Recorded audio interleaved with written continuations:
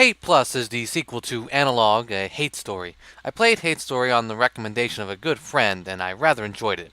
To put it simply, it's a visual novel. You have some degree of interaction in the story, but overall, you'll be reading the same story every time. There are some options that are available throughout the story that change some dialogue, change some endings. I think the first game had 5 or 6 endings, and the joy is in the core story, as well as how the character endings change. Fun stuff. Personally, I tend to read visual novels for the plot, and while I tend to be bothered by adding clicks between me and the plot, I generally enjoy these. I give this game question mark a very tentative thumbs up. Hate Plus is arguably a visual novel. It's a visual novel in that you'll be reading a story, and it's actually a pretty good story. The story is presented through decrypted diary entries, which is great as a narrative device. Even though you'll probably read the entries out of order, it's somewhat engaging. It actually feels like the diary entries are more fun to read out of order because then we can piece together the visual novel ourselves. The stories are short enough, there's one main story and a couple of sub-stories, that it's actually possible to use this narrative style. This method doesn't scale up well unless you're really good at tying threads together with skill on the order of George R. R. Martin. These stories are only tangentially related. In A Song of Ice and Fire, I don't think there's a single unimportant set of details. Yes, even the food scenes. The characters are all fairly interesting with realistic interactions. I like how the character design is really thought out. There's not so much on character development. The game is too short. But that's fine. That's not the point. These diary entries are just about life. I guess it makes sense considering that's kind of the purpose of diaries, but I don't really know another way to put it. The biggest flaw in the game is execution. The core of the stories is mute or star mute. The character depicted on the title art seen at the beginning or somewhere around the beginning of this video. The mute of the past doesn't quite seem to be the mute of the present.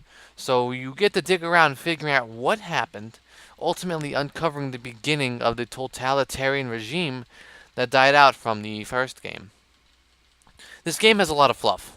That's to be expected since it's a diary game, but the amount of fluff in this game seems exceedingly so.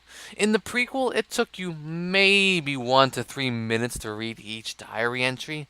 This game takes around 5 minutes an entry, and while that may not seem like much, that's an increase of close to 100%.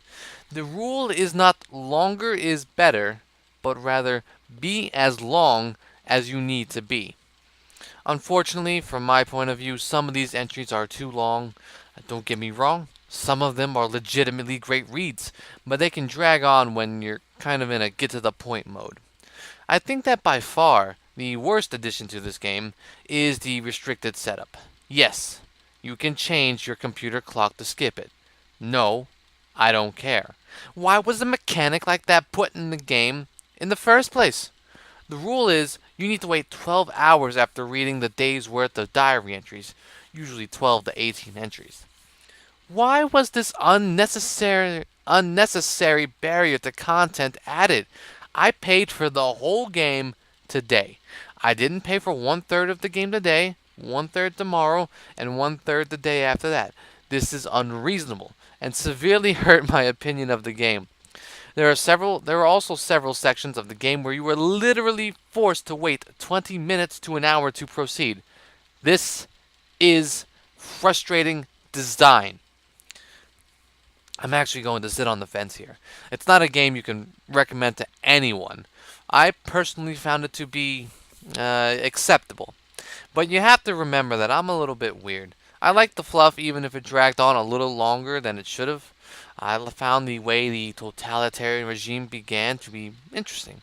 I like the characters, so while the time delay execution style is retarded, I tried to not let it get in my way. So my last word will be a conditional. If you enjoy fluff and reading about things that are entirely unrelated to the content at hand, even if only briefly, and you want to learn about the rise of a Confucian society, maybe catch this game on sale. If you need the linear path or even a mostly linear path to progress through your games, and you don't like waiting 12 hours to move on to the next part of a game, maybe give this one a pass.